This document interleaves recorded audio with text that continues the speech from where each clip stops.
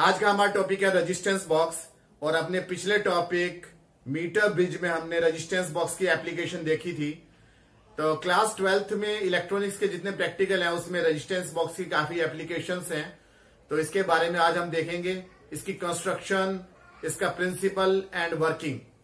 तो basically resistance box एक wooden box होता है और इस वुडन बॉक्स में ब्रास की या फिर कॉपर की स्ट्रिप्स लगी हुई होती हैं। ये ब्रास की या कॉपर की स्ट्रिप्स हैं जिनके बीच में कुछ गैप है। ये देखिए आप, एयर स्पेस है, ये यहां से लेकर यहां तक ये गैप है, ये गैप है, ये गैप है इनके बीच में।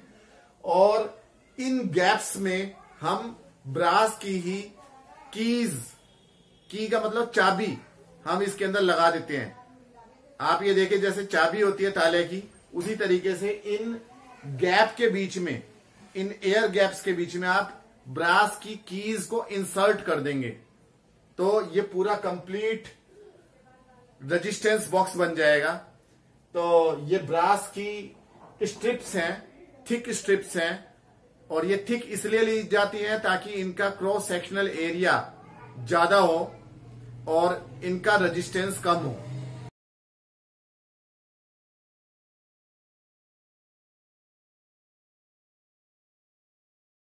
ब्रास जो होता है या कॉपर जो होता है वो एक गुड कंडक्टर ऑफ इलेक्ट्रिसिटी होता है।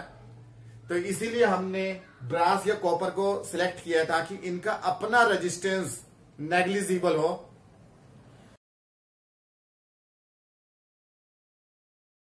तो ये इसका रेजिस्टेंस बॉक्स का वर्क होता है कि किसी भी इलेक्ट्रॉनिक सर्किट में फिक्स्ड अमाउंट में रेजिस्टेंस प्रोवाइड करना है, जो आपको पता है कि कितना रेजिस्टेंस आपने इसमें डाला है किसी इलेक्ट्रॉनिक सर्किट में। तो इलेक्ट्रॉनिक सर्किट के वन एंड को आप यहां से कनेक्ट कर देंगे। ये एक स्क्रू है और इस स्क्रू के साथ में आप वायर को कनेक्ट कर दोगे और सेकंड एंड को दूसरी तरफ से जो है वायर को आप यहां पर कनेक्ट कर दोगे इस स्क्रू में। तो ये दो स्क्रूज हैं, तो ये भी वायर हो गई। तो एक तरफ से करंट आएगा और दूसरी तरफ से करंट वापस चला जाएगा। अगर आपने बीच में कोई की नहीं लगा रखी है तो इसके अंदर इनफाइनाइट रेजिस्टेंस है। एक्चुअली ये जो ब्रास की स्ट्रिप्स हैं इनके नीचे रेजिस्टेंस वायर होती है, या फिर आजकल जो मॉडर्न रेजिस्टेंस बॉक्सेस हैं उसमें इसके नीचे कार्बन रजिस्टर होता है। कार्बन रजिस्टर जिनका फिक्स्ड रेजिस्टेंस हमें पहले से पता होता है, जिनके ऊपर कलर कोडिंग वाली स्ट्रिप्स होती हैं जिससे कि उनका रेजिस्टेंस हम पता लगा सकते हैं। तो कलर कोडिंग क्या होती है उसके बारे में हम अपने नेक्स्ट टॉपिक में, नेक्स्ट लेक्चर में चर्चा करेंगे। तो आप ये देखें कि यहां पर इस ब्रास स्ट्रिप के नीचे ये 1 ओम का रेजिस्टेंस की वायर है और इन दोनों ब्रास स्ट्रिप्स को कनेक्ट करते हुए एक 2 ओम के रेजिस्टेंस की वायर है।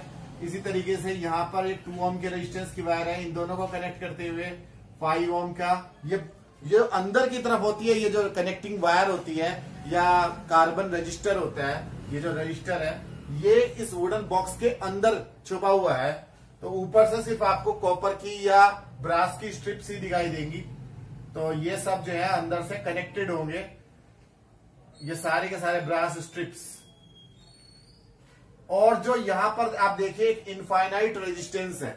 तो सिर्फ और सिर्फ ये वाला जो दोनों कॉपर की स्ट्रिप्स हैं ये दोनों एक दूसरे से किसी भी रजिस्टर के द्वारा कनेक्टेड नहीं है, क्योंकि यहां पर इनफाइनाइट रेजिस्टेंस प्रोवाइड करना है अगर कहीं पे जरूरत पड़ती है तो यहां पर ये बाकी के सारे जैसे 100 ओम का कनेक्टेड है। ये अंदर की तरफ इसमें वायर रेजिस्टेंस या फिर कार्बन रजिस्टर इसके अंदर होता है वुडन बॉक्स के अंदर। अगर ये सारी की सारी कीज की इस तरीके की होती है, ये आपकी एक की हो गई जो इसके अंदर हम इंसर्ट करते हैं, ये भी ब्रास की होती है। इसका ऊपर का हेड जो होता है वो प्लास्टिक का होता है। अगर आपने कोई की इंसर्ट नहीं कर रखी है तो इसके अंदर इनफाइनाइट रेजिस्टेंस आ जाएगा सर्किट के अंदर। और अगर आपने कोई सारी कीज लगा रखी है, कोई भी की हटा नहीं रखी है, ऑल कीज आर इंसर्टेड, तो तब जो है जीरो रेजिस्टेंस माना जाएगा। क्यों? क्योंकि अगर आपने सारी कीज लगा दी हैं, ये एक की हमने ये लगा दी है यहाँ पर, दूसरी की ऊपर से लगा दी है, तो इस तरीके से अगर हमने इसके अंदर सारी कीज इंसर्ट कर दी हैं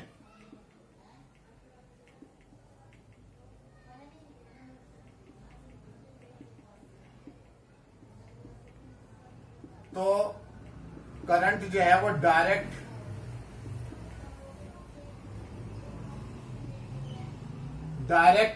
करंट इन सब, क्योंकि ये कीज इंसर्ट करने का मतलब क्या है कि ये सारी के सारे ब्रास की या कॉपर की जो ये स्ट्रिप्स हैं ये आपस में कनेक्ट हो गई हैं, और तब सारा का सारा करंट इन कीज में से होते हुए और इन ब्रास की स्ट्रिप्स में से होते हुए ये जो करंट है आई, ये सारा का सारा आगे की तरफ चला जाएगा, इधर जाएगा और बिना किसी रेजिस्टेंस में से पास हुए वो सर्किट में वापस आ जाएगा। यानी कि अब इसके अंदर जीरो रेजिस्टेंस है।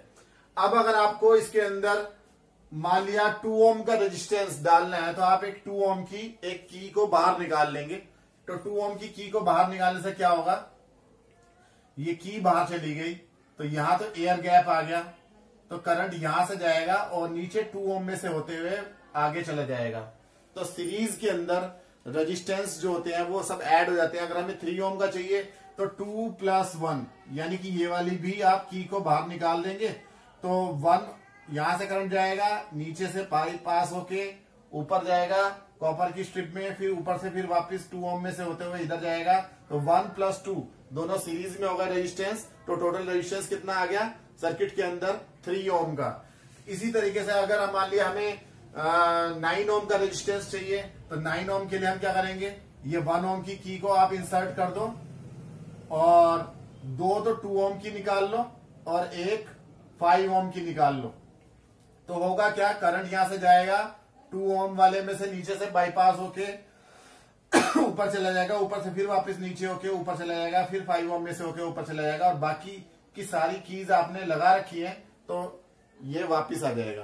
तो इस तरीके से आपका रेजिस्टेंस बॉक्स वर्क करता है on the principal that current prefers the path of least resistance.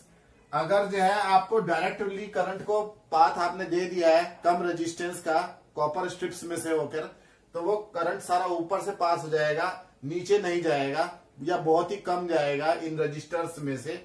तो इस तरीके से हम देखते हैं कि जितने भी ओम का हमें रेजिस्टेंस इंसर्ट करना है सर्किट के अंदर उतने ओम की को हम बाहर निकाल लेते हैं, या अगर 2-3 कीज को निकाल रहे हैं तो सभी का सम हो जाएगा, क्योंकि यहां पर वर्क करेगा principle R = R1 + R2 + R3 and so on series में, इन सीरीज।